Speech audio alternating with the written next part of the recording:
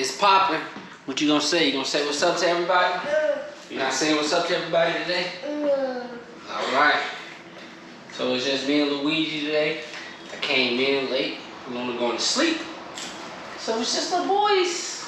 And today we're rereading a book about raising a dragon. It's called Raising Dragon.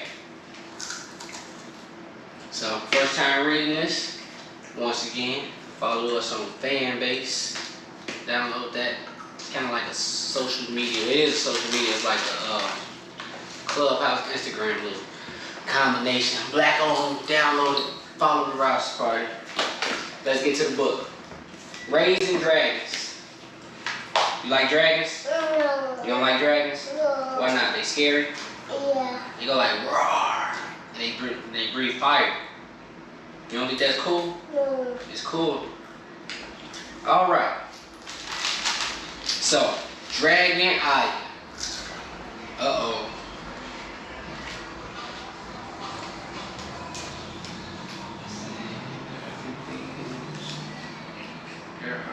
So this book is from Valerie. I don't know who Valerie. But shout out Valerie. They say there are some things you just know. That's what she said to the Rouse Party. Thank you for the book. Alright. So Pa didn't know a thing about raising dragons. He raised corns and peas and barley and wheat. He raised sheep and cows and pigs and chicken. He raised just about everything we need for life on our farm. But he didn't know a thing about raising dragons. Ma didn't know about dragons either. She made a real nice home for us. But when it came to dragons, she didn't even know what they wanted for dessert. Now me, I knew everything about dragons. And I knew they were real. At first, Pa thought the notion of dragons on a farm was just plain foolishness. I'm not too particular about critters, and I don't have any time for make-believe, he told me one day. So when Pa said he didn't want to talk anymore, I knew I better keep my opinions to myself. I did my chores with my thoughts in my head at one end of the barn, while Pa worked at the other end with his thoughts. You see the barn? See all the birds? Remember y'all seen the birds yesterday? Y'all was fascinated. You and Luna. When we was at Walmart. We seen the seagulls. The seagulls. You want to turn the page? Want me to do it?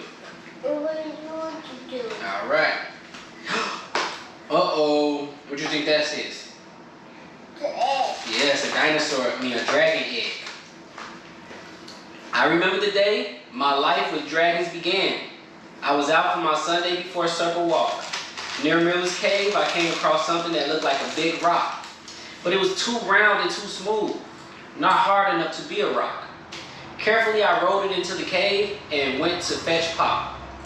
What do you think it is, Pa? An egg. A big egg. You was right. Give me some doubt. Give me some doubt. Give me some doubt. Give me some doubt. Boom, take that. An egg, an big egg, was all he said. Now you stay away from that thing, daughter. No telling what'll come out of it. I couldn't tell if Pa was more scared than worried. You just stay away, you hear me? He said, pointing a finger. Y'all see the egg? No. Got a little yellow in it, got a little pink, got a little blue. That's a special egg. And that's the little girl, and that's Pa. Alright. What's that? Nope. It's a dragon. Well, dragons might be dinosaurs. They kind of in the same family, but that's a dragon. No, I want one more. Alright, I'll eat one more. Okay. I always minded my parents. Never had a reason not to. I tried to mind Pa now, but I could not stay away. Look at those then.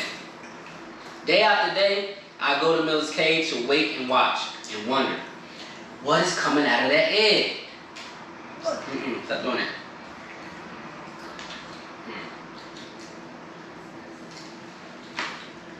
One night I couldn't sleep. I got out of my bed and climbed out of my window into the perch Pa had made for me in the oak tree. But a loud noise broke the stillness of the night. Crack! It was louder than 100 firecrackers on the 4th of July. crack! I heard it again, this time louder than before.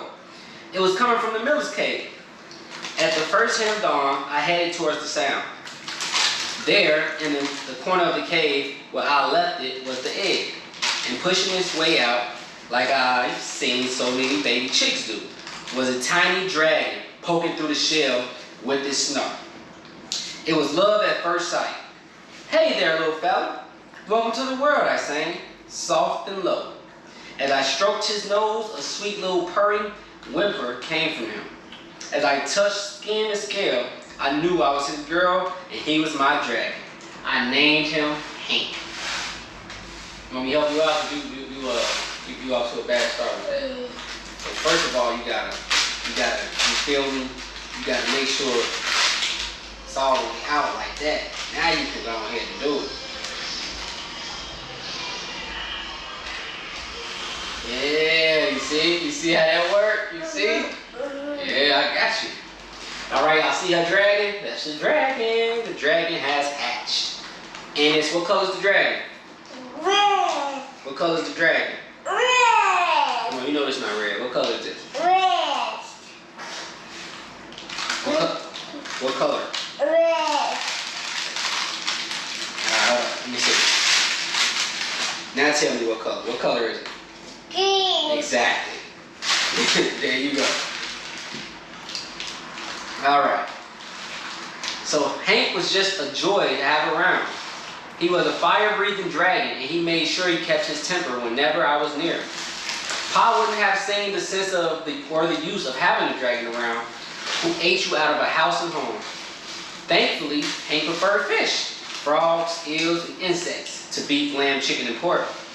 And he did have a healthy appetite. Ma never wanted to know about Hank. Whenever I talked to her about him, she covered her ears and sang.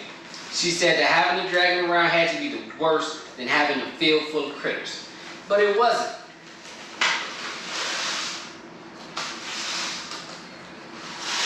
All right, you see the dragon eating? I'm not sure what he's eating. I don't know. But it looked like, yeah, she got it in her hair. It looked like some baby food. So they got the dragon's eating. They got chickens on their farm. They have no shoes. Yeah, she don't have no shoes on. That's not good, right? She needs shoes. Okay. And that's her mom and her pop. Okay. So Ma and Pa taught me about caring for living creatures from the day I was born.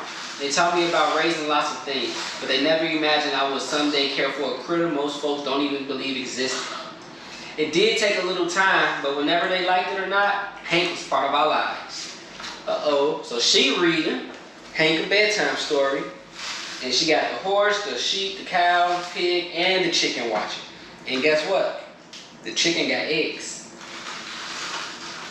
You see the chicken eggs? They're right there. And she reading a book called Great Dragon Stories. And that's the moon. You should look outside. We're gonna go outside, look at the moon. We got a full moon today. It's nice. He was awesome. He was an awesome thing. Growing to be as big as the barn from tail to snout. Snort. Hank was very clumsy when his wings came in. But once he learned how to use them, we go flying, mostly at night. Up until then, I had been afraid of the dark. The shadows and the muffled noises and a complete quiet stillness always seemed to be waiting and watching me. I never seen our farm from up in my tree perch, but Hank showed me my world from on high. The way a cloud or a bird or a star just might be seeing me. Up there, I saw things for what they were, and it was just green. You see what they doing? What they doing? Say what? The house. Hold on, before you eat that. Let me help you out so we can get this over. You ready? Alright, go ahead. Too much? Too much?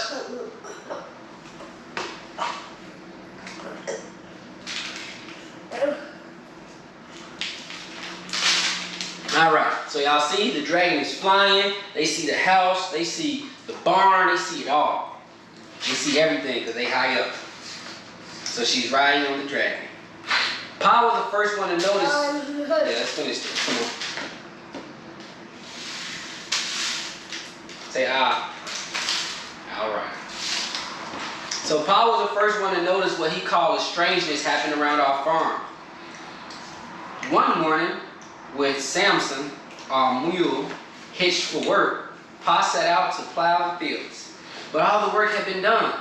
The ground was turned over and seeds had been sown. Pa was plump, flabbergasted. Like, who did it? Who you think did it? Who you think did the farm?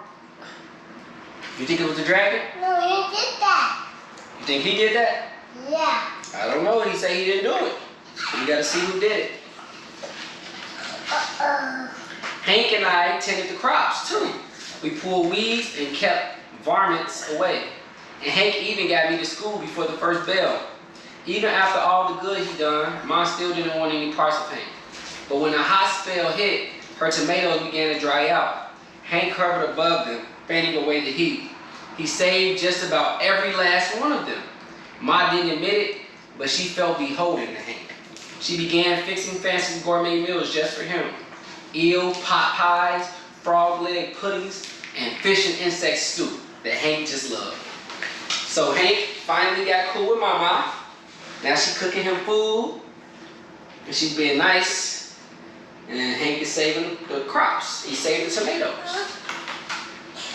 So day by day, Hank was getting bigger. Mom was uneasy about Hank fire-breathing breath. Pa Pace was worried about all corn Hank and I planted. There were corn growing everywhere. Ma cooked as much of it as she could, but there were too much. Just when it seemed like the corn would swallow up our farm, Hank grabbed Pa's shovel and dug a wide trench around the cornfield. Then he blew on it with his hot breath. What in tarnation? Uh-oh, what you think this is? You finna go to sleep. I know it's late.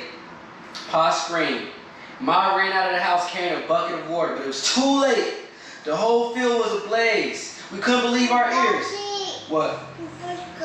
Huh? It's popcorn? Yeah. I think it is. It was like pop, pop, pop, pop, pop.